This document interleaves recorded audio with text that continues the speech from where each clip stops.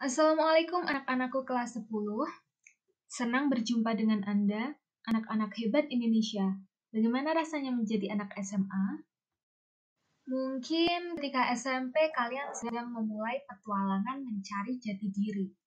Sedangkan setelah memasuki masa SMA, kalian akan mengalami perubahan fisik dan psikis yang signifikan.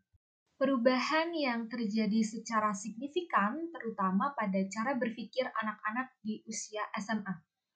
Saat ini Anda sudah dapat menentukan pilihan, mana yang benar dan mana yang salah. Tentu saja masih perlu adanya bimbingan dari orang-orang yang lebih dewasa, seperti orang tua dan guru. Pada masa ini, karakter Anda semakin terbentuk dan mulai harus dapat mempertanggungjawabkan keputusan yang Anda ambil. Ya, pada saat SMP, Anda sudah mengenal mata pelajaran IPS.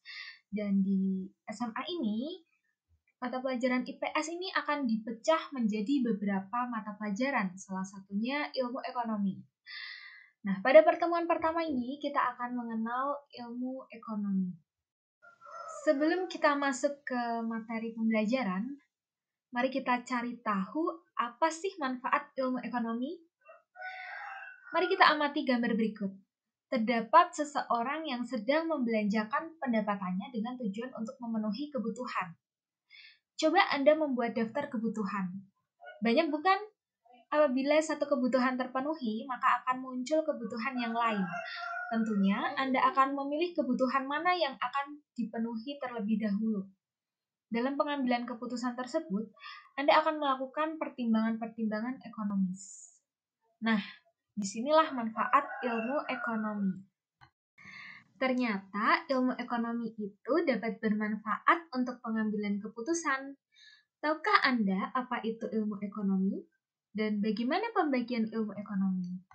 Mau tahu lebih lanjut tentang konsep ilmu ekonomi? Yuk kita simak penjelasan berikut ini. Secara etimologis, ekonomi berasal dari bahasa Yunani, yaitu oikonomia. Oikonomia berasal dari dua kata, yaitu oikos yang berarti rumah tangga dan nomos yang berarti peraturan. Sederhananya, ekonomi adalah ilmu yang mempelajari cara manusia memenuhi kebutuhan dengan sumber daya yang tersedia. Secara umum, ilmu ekonomi dapat juga dipahami sebagai usaha dalam membuat suatu alternatif barang atau jasa untuk memuaskan kebutuhan hidup manusia yang tidak terbatas. Terdapat beberapa rumusan tentang pengertian ekonomi yang disampaikan para ekonom.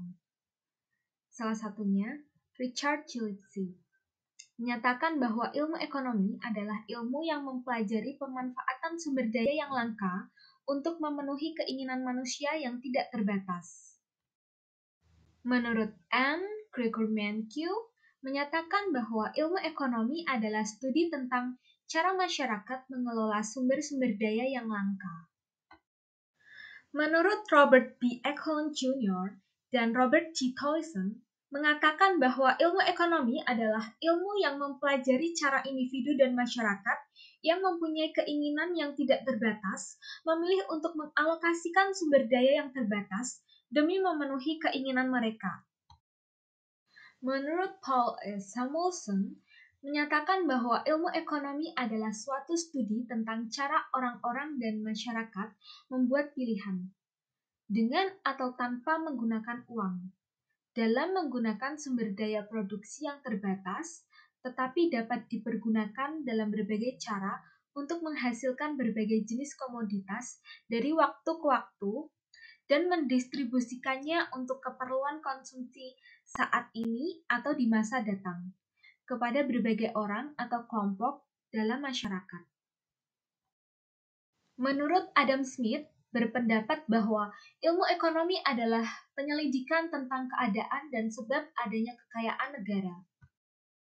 Menurut John Stuart Mill, berpendapat bahwa ilmu ekonomi adalah sains praktikal tentang pengeluaran dan penagihan. Nah, berdasarkan pengertian yang dikemukakan para ahli tersebut, jelaslah bahwa ilmu ekonomi adalah Ilmu yang mempelajari usaha-usaha manusia dalam memenuhi kebutuhan yang tidak terbatas dengan sumber daya yang terbatas.